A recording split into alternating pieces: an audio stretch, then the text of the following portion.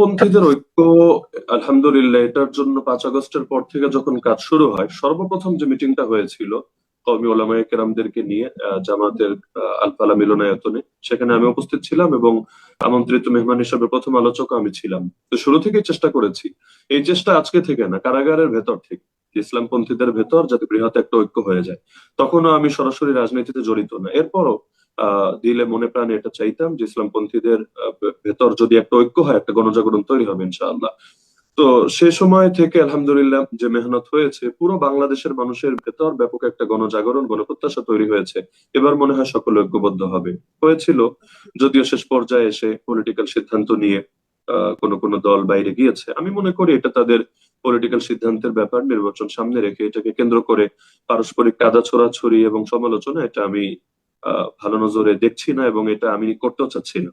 তো প্রত্যেকের সিদ্ধান্ত যার যার, কিন্তু আমি মনে করি এখনো হৃদয়গুলো যদি এক থাকে এবং নিজেদের ভেতর কাদা ছোড়াছুড়ি না হয়, তাহলে কেউ আলাদা হলেও এটা খুব বেশি ভোটের মাঠে প্রভাব ফেলবে না এবং মানুষ ইসলামপন্থীদের উপর আস্থা রাখবে। আর যেহেতু এবার জোট না, বরং জাস্ট আসন সমঝোতা, জোটের আলাদা প্রতীক নেই, বরং প্রত্যেকে নিজ নিজ প্রতীকেই নির্বাচন করছেন। তো যার কারণে ওই প্রত্যন্ত অঞ্চলে গ্রামগঞ্জের অনেকে এখনো জানেনও না যে আসলে কে বের হলো, কে থাকলো, 10 দল যারা থাকলো কার কি নাম। মানুষ ভাবছে না, এবার একটা আমাদের পরিবর্তন দরকার, আগে যারা এসেছিল তাদের দিয়ে আর হবে না, নতুন কিছু দরকার। দ্বিতীয় বিষয় হলো আপনি যেটা বললেন যে যারা সমালোচনা করছে তাদের জন্য কিছু বলার আছে কিনা। দুই ধরনের সমালোচনা দেখতে পাচ্ছি। এক ধরনের সমালোচনা হলো যেটা গঠনমূলক সমালোচনা, যৌক্তিক সমালোচনা, যেখান থেকে শিক্ষার কিছু আছে। তাদের ব্যাপারে আমি সে কথাই বলবো যেটা ওমর রাদিয়াল্লাহু আনহু বলতেন, রাহিম আল্লাহু মান হাদানি ইলা উয়ুবি, যে আমাকে আমার দোষ ত্রুটি ধরিয়ে দেয়, দেখিয়ে দেয়, আল্লাহ তার উপর রহম করুন। তো আমরা কেউ ভুলের ঊর্ধ্বে না, আমি নিজেও সবসময় সব সিদ্ধান্ত সঠিক নেব, প্রতিটা পদক্ষেপ সঠিক গ্রহণ করব, জরুরি না। তো কেউ যদি যৌক্তিক ভাবে, গঠনমূলক ভাবে সমালোচনা করে, অবশ্যই শিক্ষা গ্রহণ করব। আর কেউ যদি গালিগালাজ করে, হ্যাঁ, কেউ যদি এখলাসের সঙ্গে গালি দিয়ে ভাবে যে আমাকে গালি দিলে প্রতিটা গালির বিনিময়ে 10টা 20টা করে তার আমল নামায় নেকি হবে, আহলান সাহলান। আমাকে গালি দিয়েও যদি আপনার আমল নামায় কিছু নেকি হয়, আলহামদুলিল্লাহ, আমি এতে খুশি।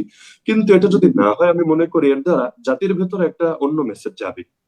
যেহেতু বহুত মানুষ এমন যারা আমারও পক্ষে না, আপনারও পক্ষে না, ফর এক্সাম্পল, তারা এই যে তৃতীয় শ্রেণীর মানুষেরা, তারা যখন দেখবে যে হুজুররা অথবা ইসলামপন্থীরা একজন আর একজনকে নিকৃষ্ট ভাষায় গালিগালাজ করছে, তো পাবলিক প্লেসে, ফেসবুকে বা এরকম ওপেন কোন সোশ্যাল প্ল্যাটফর্মে, এখান থেকে কি বার্তা নিবে?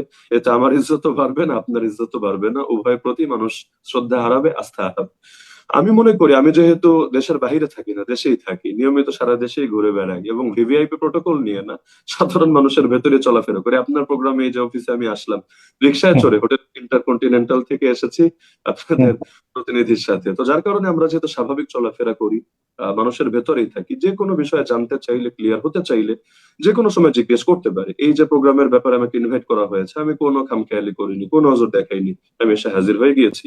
এরকম যে কোনো সময় আলোচনা করার, প্রশ্ন করার সুযোগ যেহেতু আছে, তো দূর থেকে কাদা ছোড়াছুড়ি করার কি দরকার? ভুল আমার হোক, যে কোনো সংগঠনের হোক, যে কোনো দায়িত্বশীলের হোক, আমি মনে করি এটা যদি ব্যক্তিকে জানানো হয়, অবশ্যই যৌক্তিক হলে তিনি গ্রহণ করবেন, না হলেও তার ব্যাখ্যাটা আপনি অন্তত জানতে পারলেন।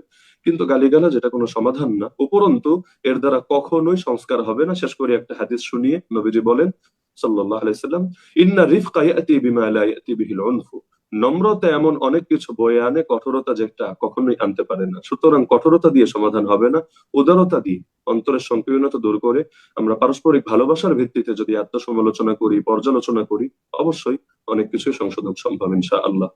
আর সর্বশেষ কথা, কেউ যদি মনে করেন আমি বিভ্রান্তিতে পড়ে আছি, তার করণীয় হলো, আমি যেটা মনে করি ইমানি দৃষ্টিকোণ থেকে, আমার জন্য দোয়া করা, যে আল্লাহ তাআলা যাতে হেদায়েত দিয়ে দেন, সঠিক পথে পরিচালনা করেন। গালি দেওয়া তো সমাধান না, বরং হেদায়েতের দোয়া করবেন, মুমিন ভাই হিসাবে এতটুকু তো প্রাপ্য। আর কে সঠিক কে ব্যাঠিক, আসল মূল্যায়ন তো আখিরাতে হবে ইনশাআল্লাহ, আর দুনিয়াতেও ইতিহাস সবকিছু সংরক্ষণ করবে ইনশাআল্লাহ।